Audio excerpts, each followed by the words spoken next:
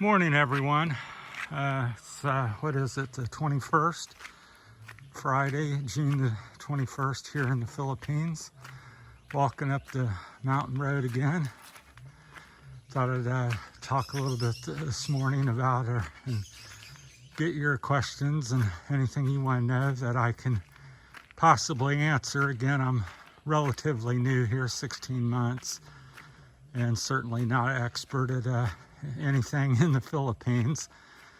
But I wanted to talk about like buying property or real estate or pricing, some of the things I've experienced because I've been here and looking around a little bit, maybe getting a little more serious to do something. But what I find is, like everything else in life, or especially here, it's a wide variance of things. And I come from America. In America, you got realtor, you got a sign out front, it's on the internet. There's a couple dozen pictures or more on the internet. You got 100 other realtors with that information as well, willing to show you the property or whatever. You drive down the road, there's, like I said, a sign out front, says call this number or take a brochure. Very well marketed and advertised. Here, at least in the province, from my experience, like again, I'm not in the big city. Maybe it's a little bit different. Here comes a bike, or a couple of them. But here you walk up and down the road for miles, there's no sign. I don't think I've seen a single sign for anything for sale. Everything's word of mouth, seems to be. There's some postings on Facebook is the most common, I think, social media platform. And again, it's so-and-so, there's a place in Santo Tomas, maybe no price, maybe no picture.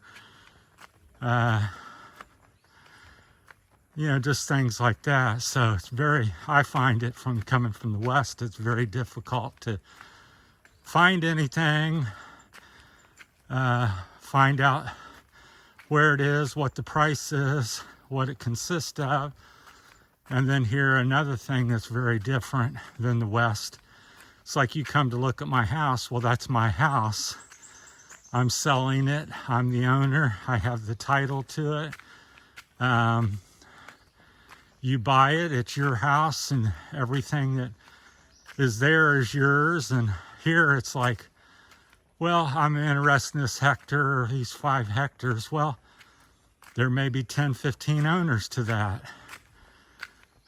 There may be no, where in America that's not, as far as I know, I've never experienced that, where that's, so many ownerships. It's usually, one person with a clear title to something, and it's pretty simple and quick and clean, and nothing to overly think about. Here, like I said, several owners.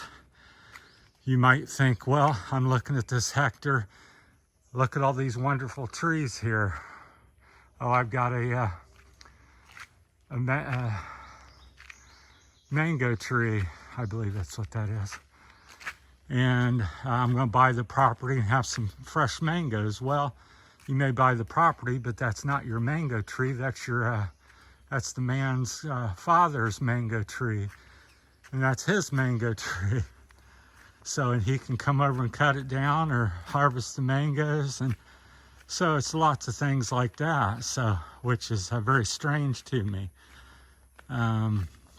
Also, you may think, well, I bought this property and I'm going to put my driveway here and come up this way the mountain to my property. Well, that place over there, that's not included and not a right of way to your property. Now you've got to renegotiate or figure out who owns that. And of course, when they see you're in a situation, it's additional money to buy or gain right away to your property. it just, I'm a little out of breath coming up the hill, but just all kinds of different factors and stuff. And then prices is, again, people's always, wanting to know what something goes for. It's a wide variance. In general, I would say a hectare is, here in the province where I live, is maybe around $500,000 usually, pesos, which is $10,000 to $1 million if it's more prime. And it can be lower or higher than that, and it just really depends. People ask whatever they want to ask and whatever they feel something's worth. So I've looked at 3.8 hectares for $1 million. I've looked at 3.8 hectares for $5 million. So somebody just thinks that their property is a better location or more valuable or whatever. So very wide. So to nail something down is very difficult to say, yes, come and everything is priced in this structure. It's, it's just a wide variety, as everything else I talk about here. So just prepared for that. And it's really kind of who you know here. And there's a bit, it's a big tribal culture type thing where my cousin, my aunt, uncle, everybody seems to be friends and related to somebody else, and that's how things, that's how you gain information and about finding real estate and stuff. So, or possibly get a good deal or find something you're interested in. So supposedly going over, I'll probably make another video this afternoon to go over to the Santiago, where I've been looking along the coastline, because my dream is to have something on ocean front and see that, and be able to go swim or jump in when I'm hot, and recreational activity in the water and stuff. So on the other side of that big mountain there, in the valley there's Santiago, and then that mountain there is where I'm looking to possibly purchase something. So, which is still heavily forested, which I really like. I guess somebody said it was somewhat protected, because a lot of the hillsides here are pretty much, scalped or, bald or whatever, where people's over harvested the resources, the trees and so forth. So, and the water's a little nicer over on that side. Here in the bay, it can be kind of dirty. A lot of sediment comes out of the mountains, and then the tide switching in and out stirs it up. So I think it's as you go offshore, the water gets better and better. You certainly go out to an island, kilometer or two offshore, then the water, that's where you see the clear blue champagne water and white sand beaches, are potential, but along the coast it's not quite so nice for the most part. Certain spots it is. Guimaras is, or however you say it, is a very beautiful island where a lot of the coastlines pristine, as far as I know from people I've talked to. So I've also looked there. It's just endless where you can go here with 7,000 islands. And so if you've got money and time, and my thing is a little lack of money and time, and I've kind of settled here, and this is my home, and it's, it's okay. So it's a lot of, as you get older, it's a lot of headache, and you don't want to jump around so much, so as you did when you were 30, 20, 30, and 40. So, but that's kind of the real estate here in the province, and Iloilo. So wide variety of prices, but in general $500,000 to $1 million, which $1 million pesos is about 20,000 American dollars. And I would advise, if you're looking at real estate or doing anything, starting a business, I would highly recommend an attorney. If you're a local person and you're friends with people and family, then maybe you can do it do what they do and take your chances. But I think if you're a foreigner here, I think it's very unwise to do anything without an attorney. Don't take people's word for it. Don't, because what is yes today will be no tomorrow, from my experiences. So, but again, it's just the Philippines. I'm not saying something's necessarily bad or good. I'm just trying to let you know kind of my opinion and my 2 cents on what I've discovered. So it is, it is what it is, just like any place else in, even in America, people go, is it all, oh, it's America, it's great and wonderful. It's nice, but it's got its little issues and problems as well. And you have to, that's why I have a video out about, playing the game. What's the game and how do you play it, and how you have to learn it and understand it. So the game here is different than in the America, so that's part of the nuances. That 3.8 hectares is that I looked at is on the right side of that bald spot. I'll zoom in on it. On that mountain there, right in the middle of the screen right now, there's like a brown area.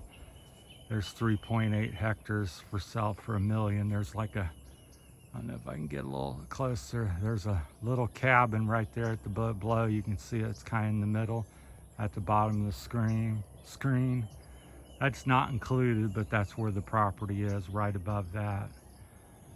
So if anybody's interested, you can contact me and I'll let you know. I'll get a hold of the Dudoy. He's kind of helping me look around here, and he seems to know everybody. He's grew up here, his family's from here, so he's taken me over to show me something else over around the corner. So and plus it would help him out. I guess he gets a small commission as too, so on anything that he helps sell. So that's not his necessarily business, but he does do that on the side.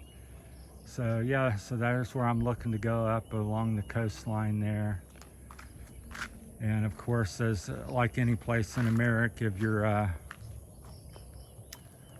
looking in town, price goes up. Generally, if you're looking near the ocean, price goes up. If you're 10 mountains into the heartland of the island, price typically will go down. Land will become more cheaper because it's a little less desirable and more remote and things like that. So so that plays a big part of it here too, as well as people's mood and emotion and what they think it is. An older person selling something might be out of touch with pricing, and they're older, they don't care, they want to get rid of it. Well, you're going to get a better buy. Somebody younger and trying to climb the ladder and has something, wants to command a higher price for it and wants to make money. They're not just wanting to get rid of it, so you're going to pay a little higher price. And of course, being a foreigner plays into it too. Somebody sees you're a foreigner or you're married, even if your wife goes alone or something, they find out she's married to a foreigner. Well, the price mandate usually will go be higher in some manner, or go up, and things like that. So keep all that in mind. Just a big variety of things. So I know everybody likes an easy answer on everything, but in my belief, I don't think there's an easy answer. Just like living here and affordability or dating somebody, I just don't think it's cut and dry where sure, come and it's this is how you do it, and there's a manual to do it, and it works like that every time. I think that's nonsense and foolishness. So just be sharp about it. And the thing I always talk about or bring up is take your time, don't rush.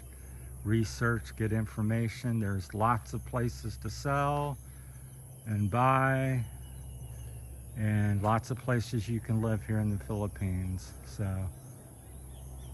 that's my take on it this morning. Thanks for listening and watching, and we'll talk at y'all later. That's Negros Island there. You can kind of see it pretty good this morning. It's got some clouds just over the lip of the mountain, but that's on the other island, the big island called Negros Island. We're over on the Visayas Island, so it's a good shot of it there between the trees. I'll zoom in a little bit. So there you go over there. That's Negros on the other side in the cloud deck. So thanks for watching, everybody. Take care.